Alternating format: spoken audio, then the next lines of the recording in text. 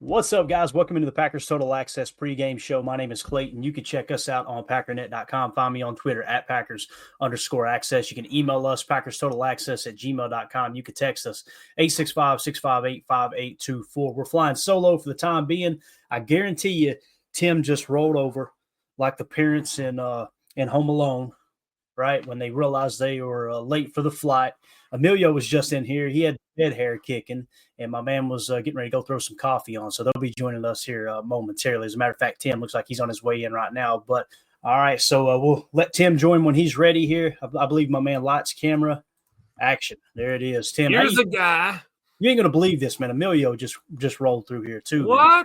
Said he's getting some coffee going. I can't believe it, man. Emilio, nice, love it. Pregame, let's go.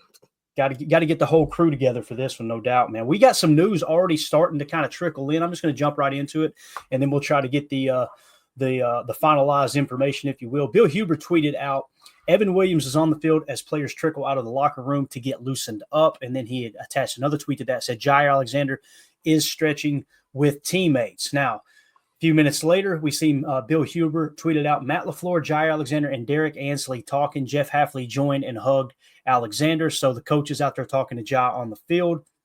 And then you guys know, I feel like Tom Silverstein is really, really close to the Packers organization. When he tweets stuff out, it really does perk my ears up a little bit. I feel like it's pretty close to the front office when you get information.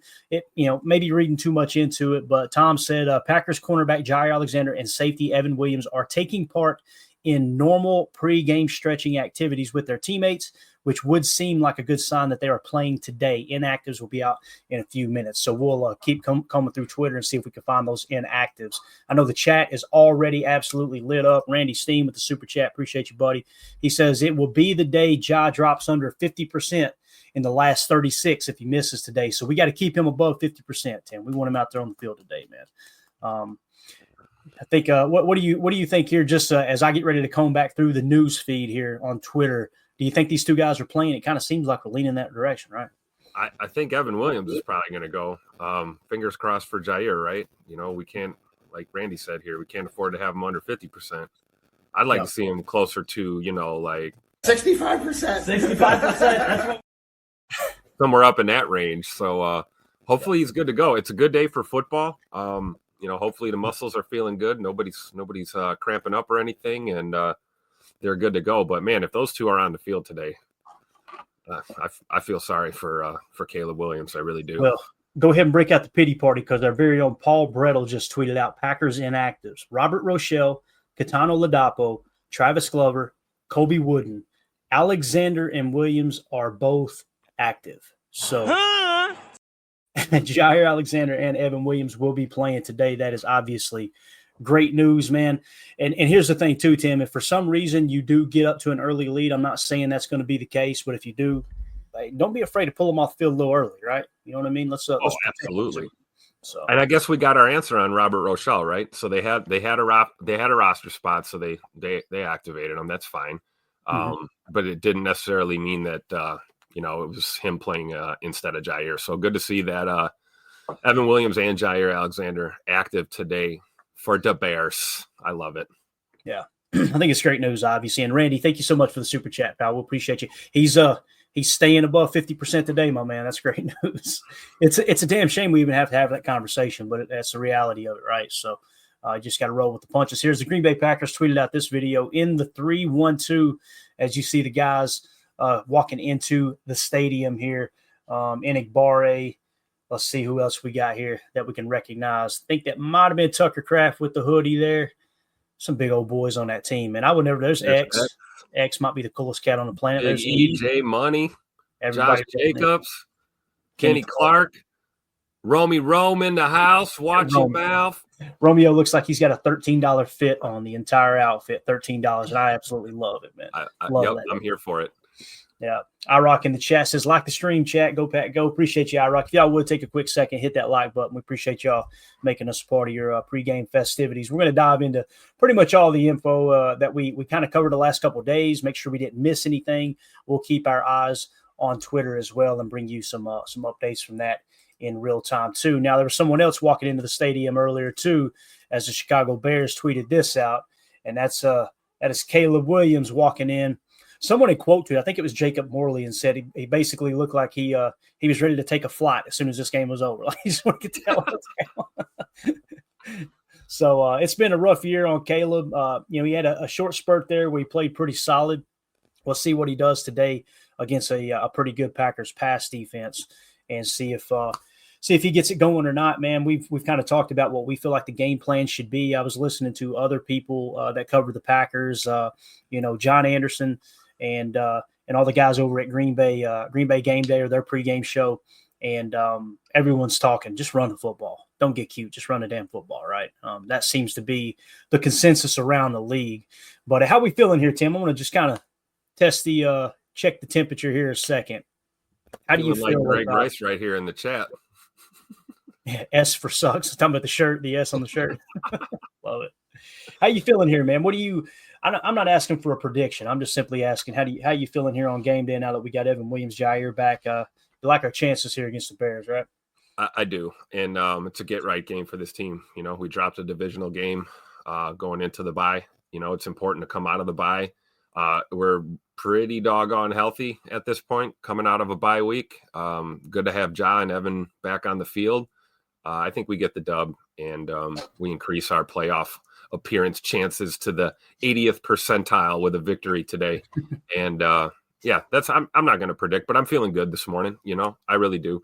I think we're going to get the dub. And again, who cares what the final score is, even if it's a grinder, and we squeak out another Brandon McMoney field goal for the victory. I don't care, whatever it is.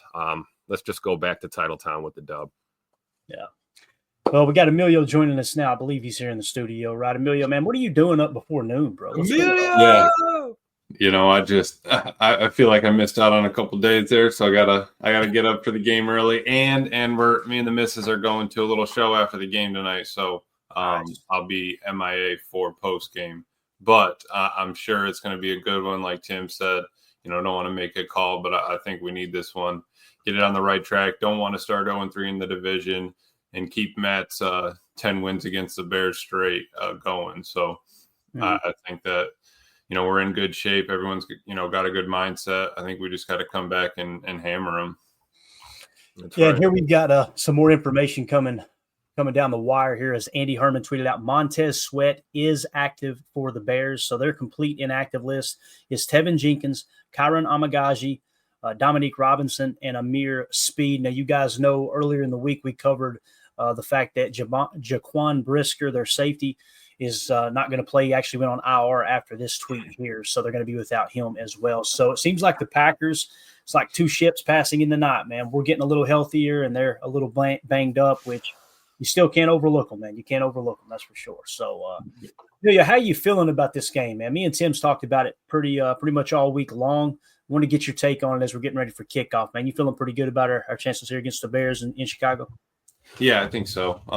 Like I said, Matt's got their number. I think he needs to continue to have that. We need to keep it to 11 games straight against the Bears. I mean, just keep their morale down. I think that it's a mental game, half of it, for them to play the Packers, trying to get past it. And the fact that they had, we had 2 weeks to get ready for them.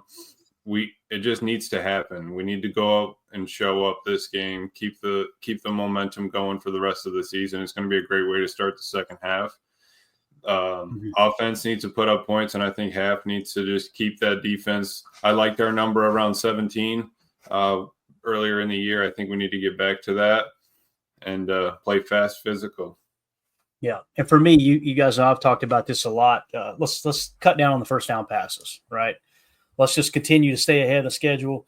Don't put yourself in those second and longs, which typically lead to third and longs. You get a shot. Listen, I'm not saying you shouldn't throw on first down at all. It's the best down to throw on. There's no two ways about it. Just looking at the game situation, what's the score at the time? How is the game flowing? That should determine whether or not you're going to take those shot plays. And for me, it was like against Detroit, you really did kind of put yourself behind the 8 ball a little bit, trying to pass too much on first down, where you knew the weather was a factor. You seen the receivers struggling to catch it. Like, let's just lean on this run a little bit more. And it seems like the chat pretty much agrees with us here too, as Roger Davis says, hammer that run. Yes, sir. That's what we're hoping for sure. Everyone else in the chat, Prince says Emilio found a comb. Confirmed. There you go, man. Got to print a comb through the hair this morning. Looking good, man. Looking sharp. That's what I'm talking about. Everybody's got to grow up sooner or later, don't we, Emilio? Not really. No, we don't have. No. All good in the chat says we will crush them 31-6. All right, so we got our first prediction in the chat. Roger Davis, that stadium pick was taken in the fourth quarter last week. Love to see it. And then Prince says, so we start the second half with Musgrave and Morgan on IR and Lloyd in the 21-day window, but status for the rest of the year unclear. Yeah, that's pretty much where we're at. And, when I say the Packers are healthy, they're definitely healthier than the Bears are, right? And, like when you mentioned Musgrave and Morgan, if you were to say, okay, how important, how vital are they to the Green Bay Packers winning here in 2024? They are not in the top half of my list. I don't know about you guys, right? Because Sean Ryan has played better. Now, if Sean Ryan begins to stink up the joint again because now Jordan Morgan isn't breathing down his neck, that's really going to piss me off, Tim. I don't know about you. Yeah.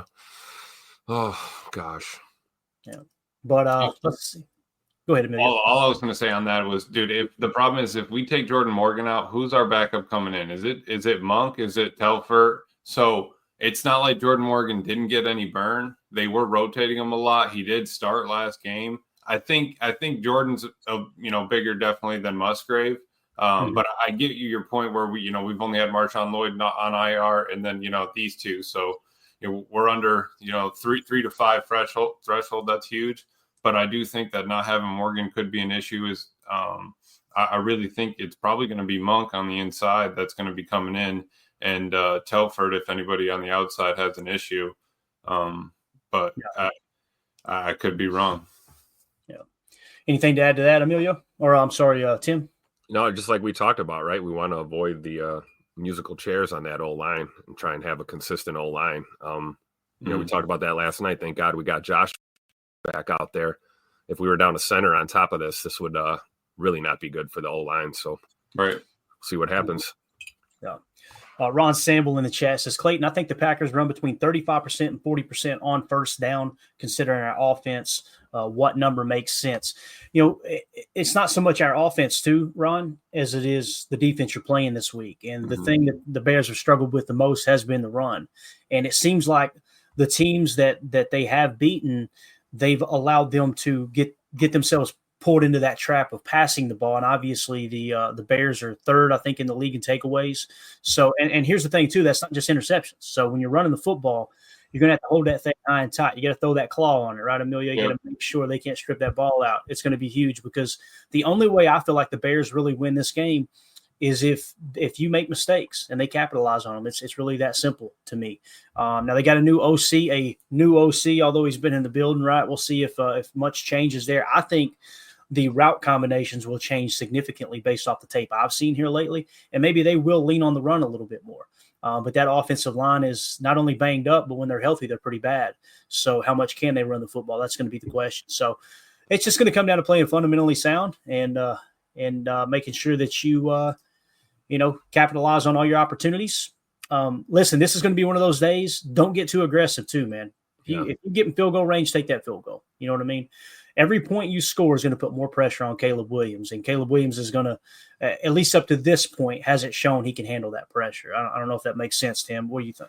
I agree. Points are the primary objective, right, of this game. And it's tempting, especially once you cross midfield, right? You start getting into your opponent's territory, and you get a 4th and 1 or a 4th and 2. You're kind of tempted to maybe run a little razzle dazzle jet sweep double reverse nonsense, and I just hope you don't do it. We got McManus, right? We know he's money inside of 50 yards. So right, and it's supposedly not that windy in the windy city today. So hopefully the kicking game is on point for us, and we do take 3. However, now if we're down in that green zone, right, you get a 4th and 1 inside the 5. Maybe you do try and punch it in the end zone, and if you don't get in, you force Caleb to try and go 95 yards down the field on your defense.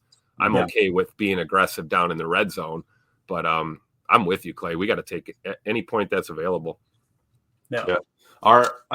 The game is going to be set around our offensive line, and if we can get push, I think that's going to be huge against their D line, and that leads right into where Clayton's talking about running the ball on first and continuing to run it on the later downs. I mean, how many times have we seen Matt run a drive where it's 3 runs and we get a first down? Two 4s and a 3 or something like that. Yep. It's not very often. I'd like to be able to we don't have to do it the whole game. Let me just tell the guys that, hey, we can do this. We have a team that can run the ball 3 times if we need a first down, just to put that in the mental note kind of thing. And to Ron's point, I'd be happy with the opposite of that, 55-60% on first, just to see where we're at. As long as we're getting 3 to 4 yards a pop on first down, I don't think that's going to put you in a disadvantaged spot. And if they can't stop it, keep hammering it, right? If they can't stop it, keep using it. Make them make a decision, make a change, bring a safety down, put 8 in the box. Then bam, there goes your play action, and we're off and racing. That's all we're asking for. That's when you get away from the run on first down, right? When you see them creep up and they're waiting for you to run it again. Now we get that play action boot going. And you almost want to be kind of sidearmed with RPOs within the game plan as well. And what I mean by that is if you come out with your run plays and try to attach an RPO to it, a run pass option, to maybe 70-80% of your run calls, that way if they do load the box, typically what happens is when they load the box, the corners will back off. And when the corners back off, whether you're in a trips or a twin set, on that side, you can throw those RPO bubbles. You can throw those RPO flats. Now what happens is those corners have to come play up. And when they come play up, now you're setting yourself up for the shot play. That's assuming they load the box with 8 to stop the run. So I would like to see a significant amount of RPOs attached to every run call today. That's just me. So give you kind of another answer to that loaded box that you were talking about, Emilio. All good in the chat says success is no penalties and no drops in the red zone. If we were good in the red zone, we would have highest scoring offense, hands down. It's a great point. It bit them in the ass against Detroit too. There was not just the penalties in the red zone, but also the botched snaps. Remember that one drive? There was back-to-back botched snaps that killed a drive where they were on the move big time. So I think that issue would be fixed. 2 reasons. Obviously, Josh Myers is back at center. And the other thing is it's not going to be a downpour. They're predicting for like 58 degrees, 10-mile-an-hour wind, mostly cloudy to cloudy skies, I think is what they're saying. So the sun may peek through a couple times, but this is perfect football weather right here, man. No doubt. Yep. I think the one thing to watch early, whether we're talking about, Josh coming off the injury, back in the lineup, that's a good thing. We haven't played ball in a couple weeks. So starting fast is extremely important. But I think if you're going to make mistakes in this game, it's probably going to come early because you're trying to get your legs and playing speed, going again after the bye week. And, I had said this last week that, the Bears, this is their second home game in a row. So they've been at home. They've been playing football. They've been practicing. They've been dealing with the dumpster fire that is their organization. However, they're in football mode. They're in football speed. Not to say the Packers aren't, but, I'm not going to say rust. I just think that, the guys got to get the wheels turning early. And if you're going to make your mistakes or, miss a read or something, do it early, get it out of your system and get your head back in that football game going forward. Yeah, completely agree. Now, on Fox NFL Sunday, they just put a stat up on the screen. The last game versus the Bears there last year, Jordan Love completed 84.4% of his passes. So, listen, this is still a Matt Eberflus defense. Now, they're playing much better this year than they did last year, but history would say that the Packers have played this Matt Eberflus defense pretty well, right? Even when he first got to Green Bay. And again, I would like to go back. I did not go back and watch the last game we played against the Bears. It felt like it was forever ago. But I'm wondering if there were some RPOs attached to that with how they like to play that zone defense. So maybe we could check that out later. The other thing, too, to mention that all good here in the chat mentioned about the penalties. Emilio, we covered this earlier in the week. Yes. The referees that we have this week have thrown like the 4 fewest amount of flags, right? Love that. So, yeah. Absolutely love that. But I also I've just been harping on it because I think it's a mental thing that they're making those kind of mistakes. I get it. A hold here and there if the dude's got you beat kind of thing. But, false starts, those sort of things that'll put you we're a 3rd and 3 puts you at a 3rd and 9 on the 30. It's like, we can't be having that. That'll kill the red zone. That'll kill everything that we're trying to do, moving this offense. So then that gets you out of your, you run the ball on 2nd down, get 5 yards or whatever, ready to go. And then we can't run the ball anymore. We fall behind. So I think Matt needs to keep, I love that Jordan has all the can ability that he does, that he knows the offense in the back of his hand. Sometimes Matt just needs to reel him in a smidge and just say, hey, we just need to get this, like how Bill would pop in there to the OC. Hey, let's throw a run in here. Hey, Jordan, let's run this play. I got this one dialed up, kind of thing. Yeah. And it could be like the original call was, let's say it was a 22 zone RPO flat. Hey, Jordan, listen, forget the flat. Let's just run here. You know what I mean? Yep. Like if that was the call coming out. But go with carry out your fake. You know what I mean? Like sell it. I mean, like peel out of there if it looks like it and we can see it, like we went back to it with the other one, that'd be ideal. Yep. Because even on plays, it might be a 1 yard gain on one of those RPOs, but you're still gathering information. How did the defense approach it, both pre-snap and post-snap? Right. What we did that 2 games ago with that with the slot wheel. Yep. Absolutely. Ron Sample in the chat says, "Fill the ball clean on punts, please." Yes. That is that. And as Greg Rice says, patience is the order of the day. Just again, man, don't go out there trying to boat race anybody, man. Yeah. Play the game, play the hand that's dealt, and get out of there with a dub, man. That's my kind of my rule of thumb today. Prince in the chat, McManus and Whelan, let's go. Daniel Whelan, man, I'm telling you, you don't get caught up because you're right at the 50-yard line and it's a 4th and 1 and, okay, we're going to go for it. I'm telling you, let Daniel Whelan. Yeah, drop that thing on the 2-yard line for us real quick. Put Caleb Williams dropping back in his own end zone. That's what I want to see. Yeah. And again, listen, if the Packers come out, they take the ball first, they go down, score, they stop the Bears, get the ball back, they score again, you're going to be firing up blitzes. But if the game's close, just bring 4 and make Caleb Williams throw into 7, really what I would refer to as 7.5, because you've got that guy underneath kind of playing that touch spy. Like, that's the way you should approach this. Yep. Now, you might want to come out on the openers and pin your ears back and get after him and then go to the touch spy approach. You could do it that way as well. But I'm with you on a pretty heavy dose of Tampa 2 thrown in there today. Wouldn't you think so? Oh, absolutely. With him coming out and reading the play, especially the way we're running invert Tampa 2 and really just Tampa 2, but we're bringing X down on the line of scrimmage and showing a safety blitz, and then he's back covering deep half. Right. I guarantee you Trevor Lawrence, when he threw that interception on the right hash, he went, where the hell did he come from? Yeah. He was just right in front of your face. You forgot about him. He was blitzing me just now, and he's back deep half, picking the ball off. What is going on? So, and that's that eye game. You got to play that eye game with the rookie QB. And Clay, how much NASCAR do you think we're going to get? I think Hafley's going to kind of lean on it just from what he saw last game. Put it in the hopper. What can we do with it? Sort of thing. I think it depends on how quick they jump out. If they could jump out to an early lead, yeah, I feel a little bit better about it. But with the new OC, what if they come out and say we're gonna commit to running the ball 30 times in this game, and then you're in NASCAR, you could get gashed. That's the only thing that makes me a little bit concerned, because Shane Waldron was kind of balls to the wall, wide open offense type approach. There was typically 3 deep shots on these plays. That's what I was talking about when I went back and watched the tape. Listen, Caleb's holding on to the ball too long. There's no 2 ways about it. You can throw it away and play another down. But there was multiple times he dropped back to pass, and I'm like, he has nothing.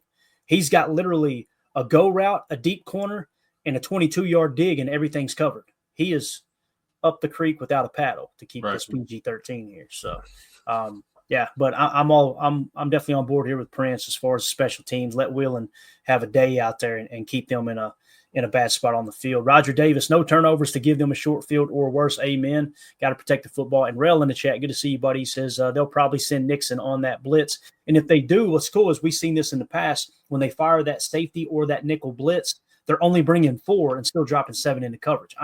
I am completely on board with that kind of blitz today. Fire zone, all that stuff in the middle. Drop one backer down the seam in that Tampa 2 that Emilio was talking about and Tim was talking about, and then bring the other backer on a fire there if you do number 5. So get the pressure without having to all out sell out on defense, right? Yep, absolutely. All right, let's see here. A couple other things I wanted to hit on. We kind of hit on it last night, but just a quick refresher. What's on the line today? PFF had tweeted this out. The teams with the most at stake this week of football. Number one on the list is the Green Bay Packers. If they beat the Bears today, they have an 80% chance of making the playoffs. If they lose, it drops to 48%. This is why I see that number and I go, this is the playoffs today. This is your shot at really putting yourself in the driver's seat for one of those wild card spots, unless the Lions and the Vikings kind of crap the bed and you can maybe take over the North a little later in the year. But don't get cute. Don't get crazy. I'm not saying you can't run a jet sweep, but don't get cute. Run the football, stay with the run, and let them beat themselves. The Bengals are second here with the win, 47% chance of making the playoffs. With the loss, it drops all the way down to 16%. 49ers with the win increases their playoff chances to 71%. With the loss, it drops to 40%. Colts, 45% with the win, drops to 15% with the loss. The Broncos, 58% with the win, 32% with the loss. And then the Chargers, 93% with the win, only 68% with the loss. So playoffs? So obviously, man, there is a lot on stake, at stake, I should say, for this game today, man. Yeah, like you said, Clay, this is a playoff game right here. We can't go 0-3 in the division. That's not going to happen. We can't go in there and lose to the Bears. I don't think Matt wants that to be the case. I don't think any of the players want that to be the case. But why not make it easier on your life moving forward in these next few weeks? You're going to play against San Fran. You're going to play against Seattle, a couple of NFC opponents.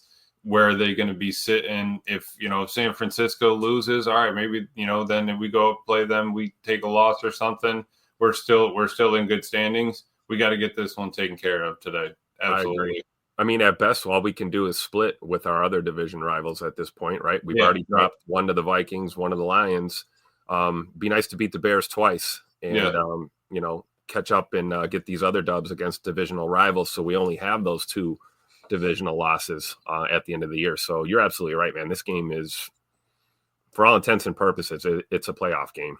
Yeah. Really, for both teams. I mean, the Bears desperately need a win too. So should be good football today. And having the officiating crew that we have, the crew that seems to let the kids play, as they say, this could be a real entertaining ball game today if we're not getting a lot of flags thrown and they're just letting them play. So looking forward to it. And let's see what else we got in the chat here. As you see Jordan Love warming up on the field there at Soldier Field. Man, looks good, ready to roll. I'm excited to see what he does today. Again, be that game manager today, man. You don't have to go out there and be a hero, no doubt. Nick McSwain in the chat. Linebackers need to cover Cole Kmet. He's a decent tight end. He is probably having the most success of anyone on that offense as far as the target standpoint for Caleb Williams this year. And keep in mind, they're going to try to run a little play action too. They're going to try to get those backers biting up. Again, just keep everything kind of in front of you and make Caleb Williams. What Caleb Williams has shown me on tape, and Emilio, we watched a little bit of tape earlier in the week with this. He's showing me that he won't take that immediate check down. He's looking for something bigger, and then he tries to come back to the check down. By that time, it's 4, 5, 6 seconds have gone by, and he's getting hit in the pocket. I think you try to force him to take those check downs all day long, don't you think? I think so too. Put a shell over the top. That's what he looked for in USC. Was he always wanted that big play, scramble around, wait for the scramble drill and the corners to break down, get 3 steps behind him, get shook or whatever, throw the deep ball, and now you're a hero. But sometimes you got to take what's there. I mean, open in the NFL is 1 second, make a decision. You got 3 yards on him, that's open. So if that underneath drag to the tight end is there, you got to get rid of it, dump it away. But he probably relies on him more as like a relief valve in panic situations as well. So I don't know. I think we just got to keep him looking downfield and keep the rush in his face. Try to keep him in that pocket as much as we can, and we know he's going to scramble. And just keep your lanes, keep your contain. We could say some of the same things about Jay Money too. There's times he'll overlook that swing pass or that check down and try and get to that second or third read and take the kill shot. Right. Kind of like you're saying, Clay, maybe just manage that game. Let's Peyton Manning this thing today and just hit that guy in stride and keep that offense moving forward. I don't care if it's 1 to 2 yards at a time, then it's 8 yards, 10 yards, 6 yards. You know, we don't have to go for the kill shot on every play. So hopefully Jordan's got that mentality today, and I think he does after the last few games that he's had. I think coming out of the bye, he's probably settled in now and as healthy as he's going to be. Hopefully we see him under center more today. Should be a good look for us. Mm-hmm. Definitely. If you guys would take a quick second, hit that like button for us, help boost the algorithm. Feel free to sub to the channel. We appreciate y'all making us a part of your pregame festivities here as we get ready to kick off against the Chicago Bears. We're roughly 1 hour away from kickoff, so it's getting here quick. Just excited to have Emilio here, man. That's what I'm here for. I'm telling you, man, when I seen you hop in before Tim, I went, what? Did the rapture hit? What happened? What are we doing here? I missed something. So, Prince in the chat says, really hoping the Seahawks can get a road win at San Francisco. Amen to that. When you look at the games that are on tap today, and the one he's talking about specifically, that 4 o'clock window, you got the Seahawks at the 49ers. And obviously, if we can drop this down, let me get this one off here. You can see with the standings there, what he's talking about is you want these teams to continue to beat each other up, right? So the Seahawks sitting at 4-5, San Fran sitting at 5-4. If the Seahawks can somehow, some way get a win there, that's going to help the Packers in their hunt for the wild card as we get a little later in the year here. I'm almost to the point now, guys, where I just want all these division winners, these division leaders, run away with it now, and everyone else lose. You know what I'm saying? Yep. Totally agree. Then you at least know where you're heading with it, right? Keep San Fran out of it. If they've been our Achilles heel, why not just take them out of the picture altogether? I'm totally fine with that. Like you said, Arizona, just take off and run with it. Seattle, if we can get you a win here, then we're 5-5 going into that San Fran game. We're 2 games up. That would be ideal. And like we were looking there, that Bengals-Chargers game, Clay, with Bengals winning, what were they, just under 50%? Chargers winning, man, they absolutely are running away with it. 93% with a win. Yep. So that's a big game as well. This is the best time of the year, man. It really is, because you can start to key in on other games that have, playoff implications attached to the Green Bay Packers. And it's like every game gets heightened from here on out. I love it, man. The second half of the NFL season is great. And shout out to Nerding on NFL for this awesome graphic. Tim, anything? Like we've talked about, man, the amount of teams that are either 8-2, 7-3 versus the amount of teams that are 3-6 or 2-7 is absolutely out of hand. There's just such a difference this year. Like, I don't understand what the discrepancy is. Right. No, I completely agree. And when you look at the playoff, kind of the playoff picture as it sits right now, you got the Detroit Lions in the 1 seed, the Philadelphia Eagles in the 2 seed, Atlanta Falcons 3 seed, Arizona Cardinals 4 seed. The 5th seed is the Vikings, 6th seed is the Commanders, and the 7th seed is the Green Bay Packers. So if the playoffs were to start today, that opening round, you would have the Green Bay Packers at the Philadelphia Eagles. You would have the Washington Commanders at the Atlanta Falcons and the Minnesota Vikings at the Arizona Cardinals. Now, again, a lot of that can shake up. We kind of hit it earlier.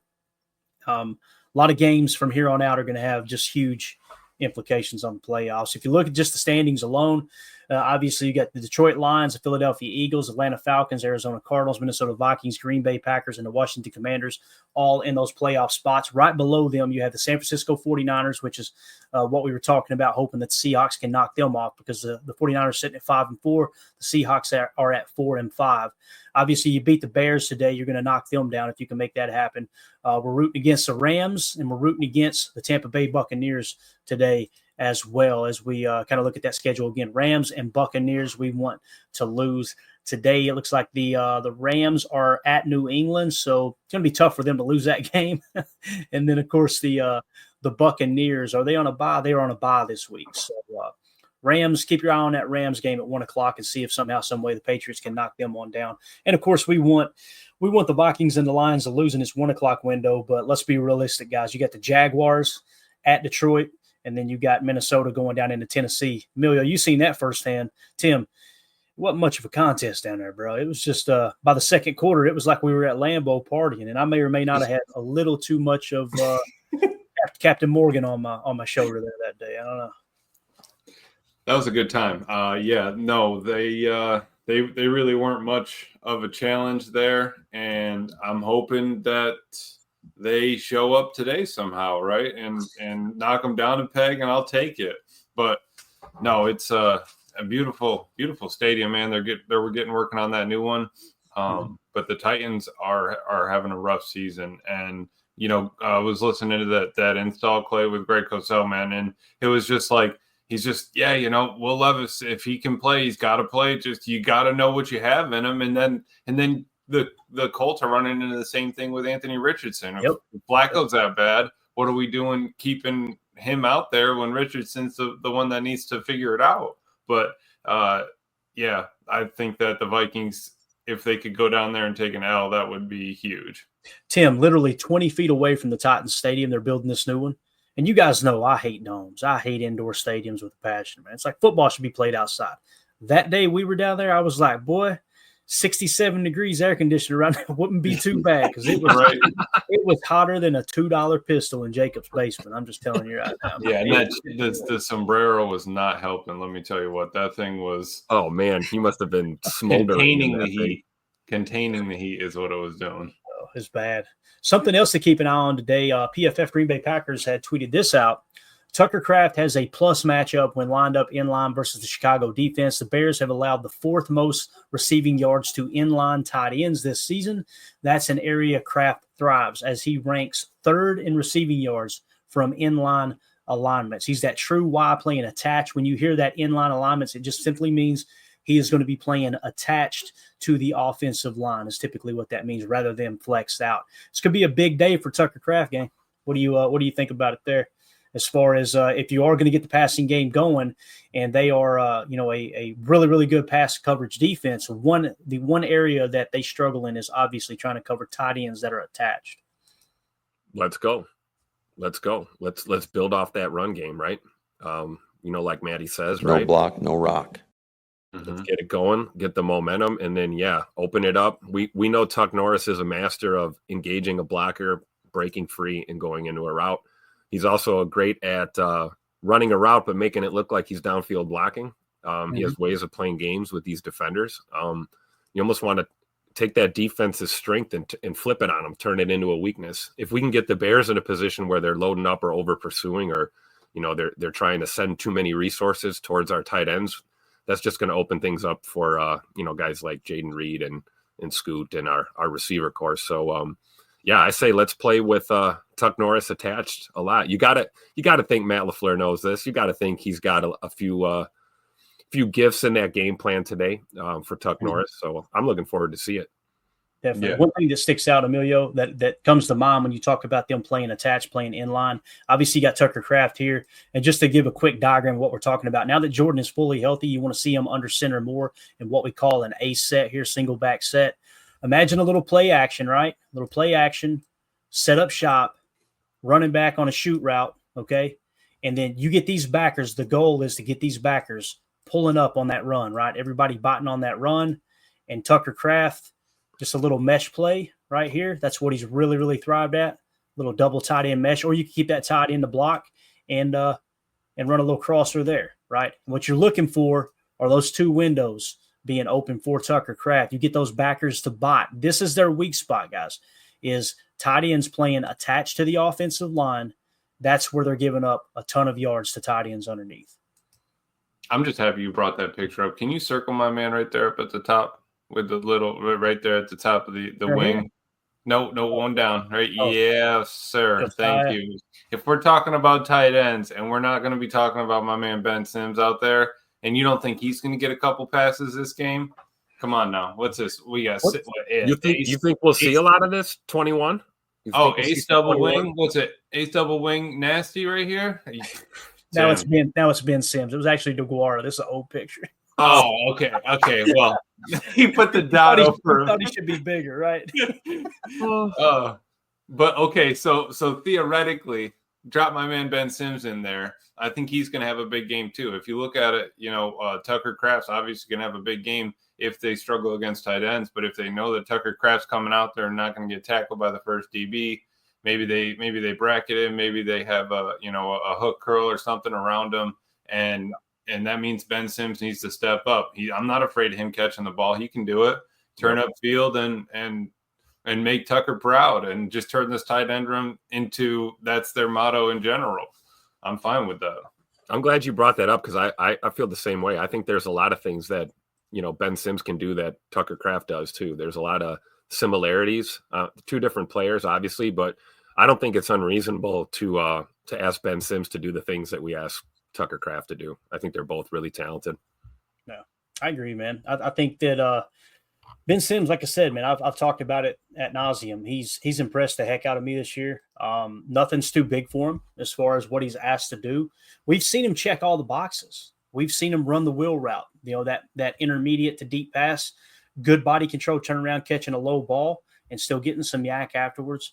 We've seen him run the flat play where he picked up like 11 yards, great body control, caught it, got his head around quick enough, was able to get the ball inside the first down pylon to move the sticks there. We've also seen him pancake block when we go to 12 condensed sets. He can block inside. As Emilio says, he can block.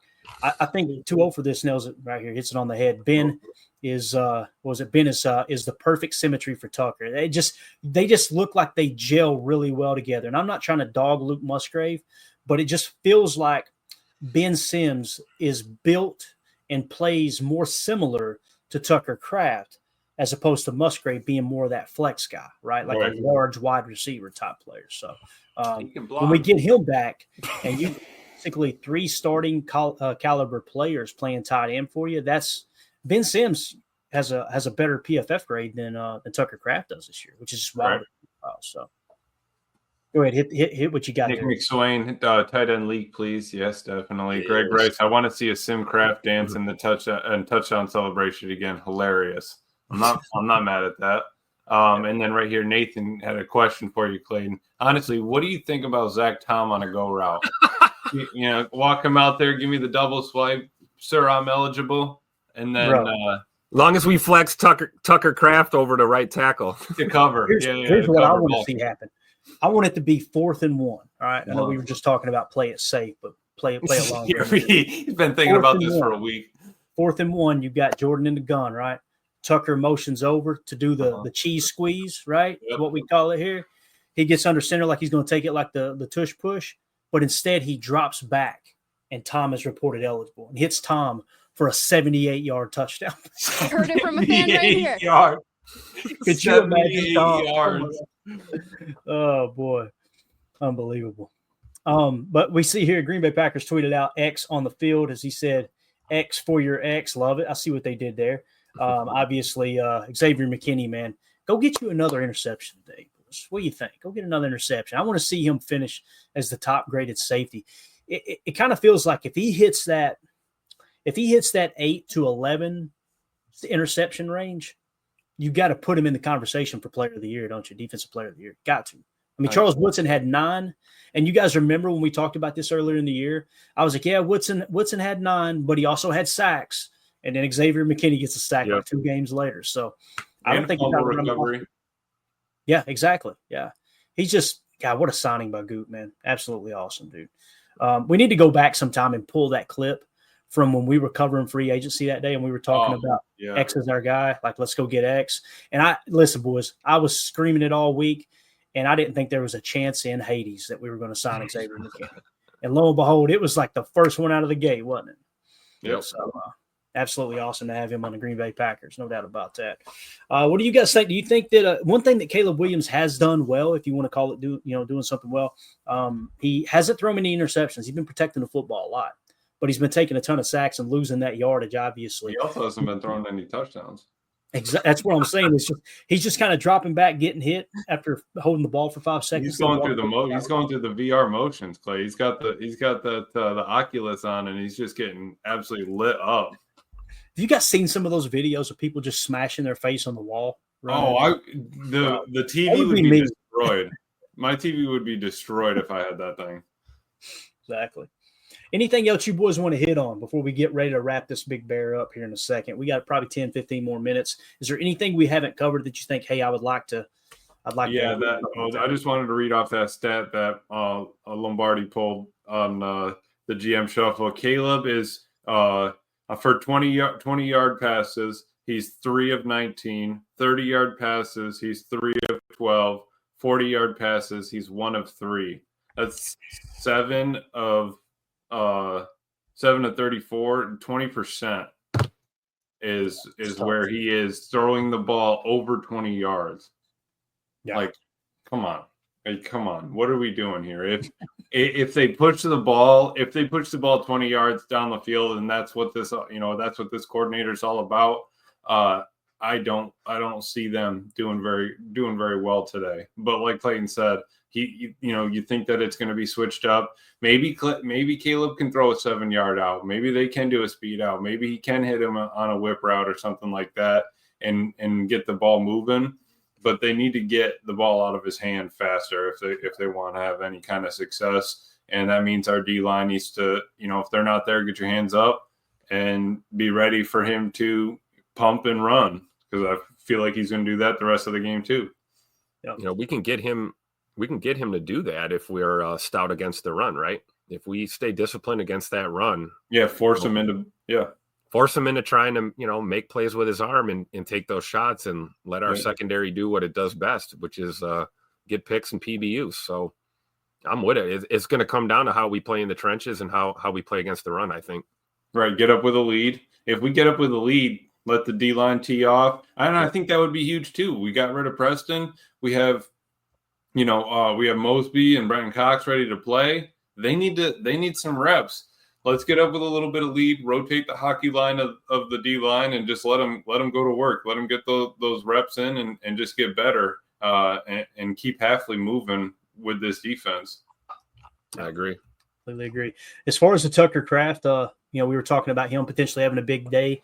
Here are his 5 touchdown catches. I believe there's 5 on the docket here, just to kind of see how he scored these. There's the RPO flat, obviously stiff arm to Harrison Smith for the touchdown there against the Vikings at Lambeau.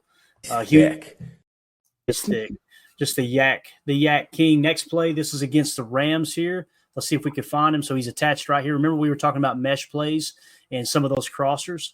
Let's see what we got here. There's a little cheap motion to bunch. There it is. See it? See the double crosser?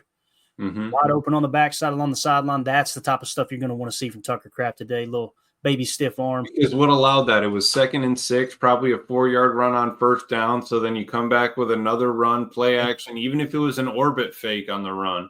Play action, bam, hit it. Good high-low concept there, too, on that one. Tucker's killing it. Yep. Yeah. And here we are again inside the red zone, inside the 10, looking at about the 7 or 8 yard line. Here he is attached. This is inline, what we're talking about, the Bears struggle to cover against our inline tight ends. A little tight end screen. Says, the hell with the blockers. I'm going to do it myself. Yep. Just forget about him. You lose him. If he's in there blocking, you go, okay, he's not my responsibility anymore. I'm doing this. And this is for a dude his size, man, he gets them wheels turning quick. Once he gets that momentum, it is nearly impossible to tackle him. No doubt. And this is the one right here, guys, that I would rather he stay away from today. But if they throw this one today, I'm going to scream louder than anyone, but stay away from it if you can. This is just an absolute dime piece here from Jordan Love. They gathered a little information. He's going to read cover 2 here. You'll notice the safety stay split. Watch Tucker Kraft. He's into number 3, so this is not attached. This is actually flexed out and just right down the seam, an absolute missile. God, what a catch, man. I'm telling you, man, I think he's legit got a chance to be a top 10, top 5 tight end in the league. I really do. I do too. I wish the rest of the league would take notice of that. I feel like, I'm still seething over the National Tight Ends Day snub that they gave him. But our boy came out and balled out that day and showed why he deserves to be up there with George Kittle and Travis Kelce and all the other favorites in the NFL. Stop overlooking our boy Tuck Norris. I hope he has a big game today too, man. So this here out of pistol, you're going to notice he's in line again, attached over here to the right. What a play call by Matt LaFleur. You're going to see a little RPR right here. So you're going to do a run pass option. Watch Tucker is going to engage like he's run block and then drop back for the pass. This is just Matt getting creative with Malik Willis under center here. Beautiful. I mean, just butt naked through the trailer park. We talked about the ability of read option out of pistol is so key. Not that Jordan needs to do it all the time, just having that look. Yep.